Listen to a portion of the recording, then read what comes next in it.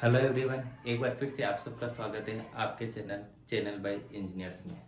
हमने last topic पढ़ा था major domains of the earth, जिसमें हमने कॉन्टिनेंट्स पढ़े थे, ओशियंस पढ़े थे और एटमॉस्फेयर के बारे में पढ़ा था। लास्ट टाइम हमने बिना मैप के पढ़ा था, तो मुझे लगा कि आपको कम समझ में आएगा, क्योंकि वो ब्लैक बोर्ड पे बहुत ज़्यादा लिख दिया था। तो थोड़ा आपको एक बार फिर से मैं ओवरव्यू करवा देता हूँ मैप के थ्रू, जिसमें हम कॉन्टिनेंट के बारे में देखते हैं। मैंने आपको कितने कॉन्टिनेंट बताए थे, आपको याद हो तो?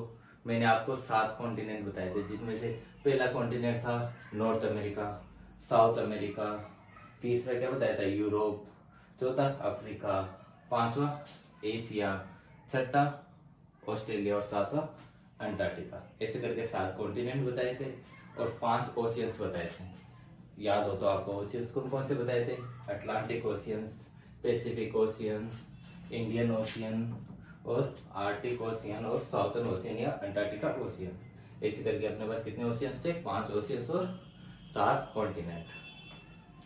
अब इसके अंदर कुछ कुछ इंपॉर्टेंट लोकेशंस वगैरह थी जो कि मैंने तुम्हें बताई थी, वो अपन भी देख लेते हैं। मेजरली जो नॉर्थ अमेरिका है ना, उसको 3 भागों में डिवाइड कर सकते हैं। उनमें 3 मेजर कंट्रीज कौन कौन सी है? एक तो कनाडा है, कनाडा नाम सुना होगा, पंजाबी कनाडा जाते हैं, कनाडा। सेकंड होता है United state of America, USA, जिसको अपन अमेरिका बोलते हैं, और उसका फुल फॉर्म क्या है? United state of America. तीसरा मेक्सिको सुना होगा। तो मैं ऐसे करके मोटा मोटी 3 बड़े कंट्रीज है, Canada, United state of America और मेक्सिको। इसके अलावा साउथ अमेरिका में मेजर कंट्री कौन सी है? Brazil, Brazil. अदरवाइज आप अर्जेंटीना सुना होगा, पेरू, अर्जेंटीना, ये सब भी साउथ अमेरिका की कंट्रीज है। और साउथ जो नॉर्थ अमेरिका, उसके अंदर एक इम्पोर्टेंट माउंटेन कौन सा है? रॉकी माउंटेन, जो कि बाउंड्री पे बना हुआ है। कहाँ पे? वेस्टर्न बाउंड्री पे एक माउंटेन बना हुआ है, जिसकी लंबी मतलब जिसकी रेंज बहुत ज्यादा है। एक रेंज यहाँ पे, मतलब ये सब समझ सकते हो, नॉर्थ अमेरिका का सबसे बड़ा माउंटेन रेंज कौन सी है? Rocky Mountain. ऐसे साउथ अमेरिका की सबसे बड़ी माउंटेन रेंज कौन सी है? Andes Mountain. और दुनिया की सबसे लॉन्गेस्ट भी कौन सी है? Andes Mountain. ये अपन पढ़ चुके थे, मैंने तुम्हें फैक्ट्स में बताया था कि सबसे लंबी माउंटेन रेंज कौन सी है? Andes mountain.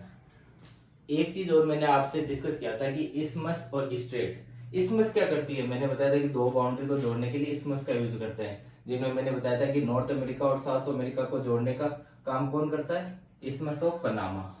इस जगह को क्या बोलते हैं? इस्मस ऑफ पनामा।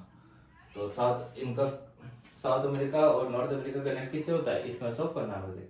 और दूसरी चीज बताई थी स्ट्रेट। स्ट्रेट क्या करता है? वाटर बॉडीज को जोड़ता है। जैसे यहाँ जो अपना नॉर्थ अमेरिका है और ये रसिया है, जब अपन पूरा ग्लोब को सर्किल करते हैं तो ये उसके पास आ जाता है। तो नॉर्थ अमेरिका और रसिया के बीच में जो वाटर बॉडीज है, ये क्या कर रही है?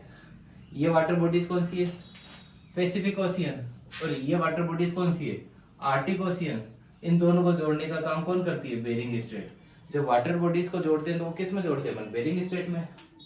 मतलब स्ट्रेट क्या करती है? वाटर बॉडीज को जोड़ती है। और जो इस्मस होती है वो किसको जोड़ती है? बाउंड्रीज को जोड़ती है 2। इसके अलावा अपन ने नॉर्थ अमेरिका में पढ़ लिया कि मेजर 3 होते हैं कंट्रीज, यहाँ पे ब्राजील है। और एक चीज और खासियत क्या है साउथ अमेरिका की? यहाँ पे दुनिया का सबसे लार्जेस्ट जंगल है, जिसको क्या बोलते हैं? अमेजोन के जंगल, जिसको दुनिया के फेफड़े भी बोला जाता है। वो कहाँ पे है? साउथ अमेरिका में। ये बात भी याद रखना। सबसे बड़ी माउंटेन रेंज भी कहाँ पे है? साउथ अमेरिका में, एंडीज। और लार्जेस्ट जंगल भी कहाँ पे है? अमेजोन, साउथ अमेरिका में। इसके बाद अपन पढ़ते हैं अफ्रीका। अफ्रीका के अंदर भी माउंटेन रेंज जिनको बोलते हैं एटलस माउंटेन रेंज। यहाँ पे वेस्टर्न साइड पे एक माउंटेन रेंज है जिसको बोलते हैं एटलस माउंटेन।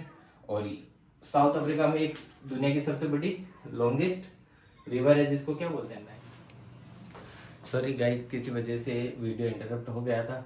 हम अफ्रीका पढ़ रहे थे। अफ्रीका के अंदर भी 2 माउंटेन है, एक एटलस माउंटेन और एक ड्रेकन्सबर्ग माउंटेन। लेकिन सबसे बड़ा माउंटेन कौन सा है? अभी अपन ने पढ़ा एंडीज माउंटेन। अफ्रीका की खासियत, अफ्रीका में दुनिया की सबसे बड़ी रिवर है, लॉन्गेस्ट रिवर, जिसको बोलते हैं नाइल रिवर। ये बात याद रखना। और अफ्रीका के जस्ट ऊपर एक सी है जिसको बोलते हैं मेडिटेरियन सी, जो कि इंडिया के मानसून में बहुत ही ज्यादा इंपॉर्टेंट रोल अदा करता है। इसके ऊपर है यूरोप। यूरोप के अंदर एक माउंटेन है एल्प्स माउंटेन। एल्प्स माउंटेन है और 2 सी भी है यहाँ पे यूरोप और रशिया के बीच में, जैसे ब्लैक सी और कैस्पियन सी। ये भी याद रखना। एक अपन ने पढ़ा था कि यूरोप और एशिया को अलग करने वाली माउंटेन रेंज कौन सी है, यूराल माउंटेन, ये भी याद रखना। और इन दोनों को यूरोप और एशिया को मिला के क्या बोलते हैं, यूरेशिया। ये वर्ड भी तुमने सुना होगा। नाम से पता चल रहा है यूरोप और एशिया से मिलकर बना है, यूरोप का यूआर और एशिया का ई, तो इन दोनों से मिलकर इस पूरे कॉन्टिनेंट को क्या बोलते हैं, यूरेशिया। इंडिया किसका पार्ट है, एशिया का। एशिया के किधर की साइड है, साउथर्न साइड। इंडिया के नॉर्थर्न साइड क्या है, हिमालय, ये सबको पता ही होगा। उसके ऊपर चाइना है, इधर रसिया है, मोटा मोटी ये सब कंट्रीज है यहाँ पे। इंडिया के इधर श्रीलंका है, थोड़ा बहुत इंडिया का तो आपको पता ही होगा।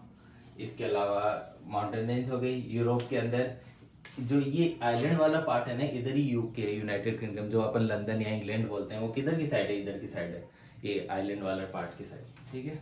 इसके अलावा जापान है। जापान किधर की साइड है, जापान है एकदम ईस्टर्न साइड, एशिया के eastern side. Japan, north Korea, south Korea, ये सब कहाँ है, इन एशिया के ईस्टर्न साइड। इसके अलावा एक कॉन्टिनेंट और है, ऑस्ट्रेलिया, जिसके बारे में अपन पढ़ते हैं कि ऑस्ट्रेलिया के अंदर एक रेंज है ईस्टर्न साइड पे, जिसको बोलते हैं ग्रेट डिवाइडिंग रेंज। इसके अलावा ऑस्ट्रेलिया के ईस्टर्न साइड एक बैरियर रीफ भी है, कोरल बैरियर रीफ, जिसको बोलते हैं ग्रेट बैरियर रीफ। और न्यूजीलैंड भी ऑस्ट्रेलिया के ईस्टर्न पार्ट की तरफ है। न्यूजीलैंड भी पूछे तुमसे कहाँ पे है, तो ऑस्ट्रेलिया के ईस्टर्न पार्ट की तरफ है। तो ये भी यहाँ पे जगह नहीं थी इसलिए मैंने नहीं बनाया, बस याद रखना कि कोरल रीफ भी है ऑस्ट्रेलिया के अंदर। इसके अलावा अपन ने ये पढ़ ही लिया, और मैंने इसमस के बारे में बता ही दिया कि इसमस बाउंड्री को जोड़ता है, स्टेट होता है वो वाटर बॉडीज को जोड़ता है। इसके अलावा पैसिफिक ओशियन हो ही गया। अंटार्कटिका के अंदर कुछ होता नहीं क्योंकि पूरा बर्फ से जमा होता है। ऊपर आर्टिक ओशियन है, नीचे साउथर्न ओशियन है। बाकी इनमें कुछ बताने को नहीं। ग्रीनलैंड भी पूरा बर्फ से जमा होता है, तो इसके अंदर भी कुछ बताने का नहीं है।